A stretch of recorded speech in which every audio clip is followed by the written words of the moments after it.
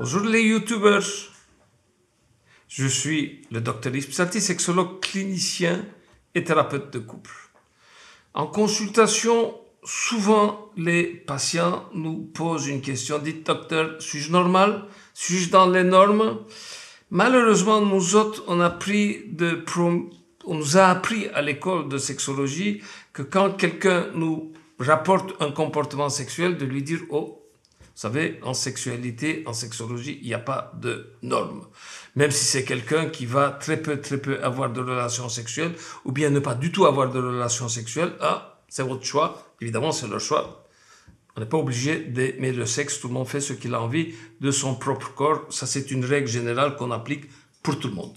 Le mot norme, est-ce que je suis dans la norme? Le mot norme, en fait, le nom norme a plusieurs définitions. Je vais prendre deux de ces définitions. La norme peut dire la majorité, ce que font la majorité des gens. Ça aussi, c'est une norme. Ou bien, la norme peut être aussi l'idéal d'un bon comportement. Est-ce que je suis dans la norme? Est-ce que l'idéal, c'est ça?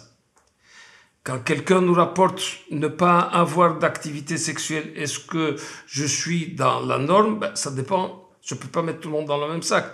Il y a la norme pour les sexophiles, il y a la norme pour les sexophobes. Si elle ne fait pas l'amour, tout ça, elle est dans la norme des sexophobes. Ce n'est pas l'idéal, mais c'est la majorité des sexophobes ce qu'ils font. Si elle est sexophile, là, évidemment, elle n'est pas dans la norme. L'idéal n'est pas de... Donc, l'idéal d'un sexophile, c'est d'avoir des activités sexuelles. Donc, c'est pour ça que le nom norme, on va voir dans quelle norme vous rentrez. Si vous rentrez dans la norme de sexophobe, oui, vous êtes dans la norme. Si vous êtes sexophile et vous voulez être sexophile, ne pas avoir d'activité sexuelle, les 3 activités sexuelles, vous n'êtes pas dans la norme, bien évidemment. Donc, ça, il faut être clair là-dessus quand les gens nous posent une question de ne pas, oui, peut-être que, non, il n'y a pas peut-être. Vous êtes dans cette norme-là ou bien vous êtes dans cette norme-là, il faut être plus ou moins clair. Ça vaut la peine aussi d'expliquer certaines choses aux gens.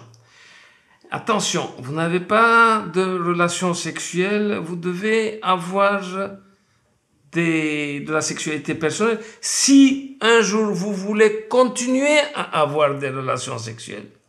Parce que sinon, vous vous tirez une balle au pied. Donc, vous arrêtez, faute de partenaire, vous arrêtez les relations sexuelles. J'espère que vous masturbez. Parce que si vous ne vous masturbez pas, et c'est ça qu'il faut expliquer aux gens, si vous ne vous masturbez pas, vous vous tirez une balle au pied, les hommes, vous aurez des problèmes d'érection, de désir, peut-être d'éjaculation aussi. Soit vous allez éjaculer trop rapidement, soit vous allez pas du tout éjaculer. Et les femmes, donc si vous laissez de côté votre sexualité, si la machine ne fonctionne pas régulièrement, donc vous aurez un problème un jour, et ça peut être peut-être irréversible. Je n'en sais rien combien de temps après ça peut être irréversible. Je connais des gens qui ont arrêté toutes les activités sexuelles. 6 mois après, c'était foutu.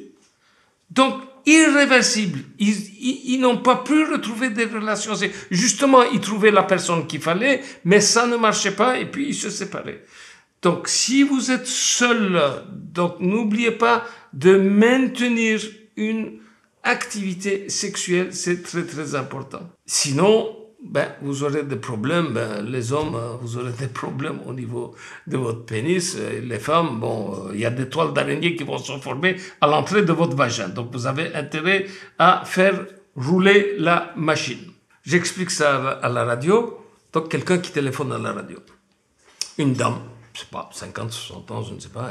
Je ne suis pas d'accord avec vous. J'aime bien ça. Donc, je ne demande pas aux gens d'être d'accord avec moi. Je dis, sur quoi vous n'êtes pas d'accord, madame? Je ne suis pas d'accord avec vous de ce que vous avez raconté. Vous savez, moi, elle dit, ça fait 10 ans que je n'avais pas de partenaire. Dans ma vie, je ne me suis jamais masturbé. Fantasme, je ne suis pas une obsédée sexuelle pour avoir des fantasmes. Et récemment, j'ai rencontré un type, un copain, et ça marche très bien. Donc, vous avez tout à fait tort de nous parler comme ça. J'ai dit, madame, je vous écoute, j'accepte comme vous êtes, mais c'est un cas rarissime. Quelqu'un qui a arrêté 10 ans et de retrouver encore une sexualité après, c'est un cas rarissime. En fait, dans ma tête aussi, je voulais dire, amène ton copain, j'ai envie de demander à ton copain si ça marche bien la sexualité avec toi. Bon, ça, on peut pas le faire, évidemment, dans une émission radio. C'est-à-dire que n'oubliez jamais de grâce, de maintenir une activité sexuelle si vous voulez continuer un jour la sexualité relationnelle. Donc, maintenez la sexualité personnelle.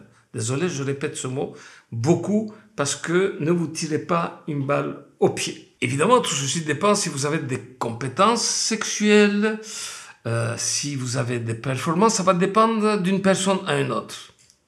Est-ce qu'on joue dans la même ligue? Les ligues? C'est quoi les ligues? Attendez la semaine prochaine, vous allez voir, je vais vous expliquer les différentes ligues de la sexualité. À bientôt. Alors, vous avez aimé ma capsule sexo? N'oubliez pas de liker ici en dessous. Mettez aussi un commentaire. Dites-moi aussi ce que vous aimeriez qu'on traite comme sujet pour la prochaine fois, pour les prochaines fois. N'oubliez pas de vous abonner. Allez, ciao, à la semaine prochaine.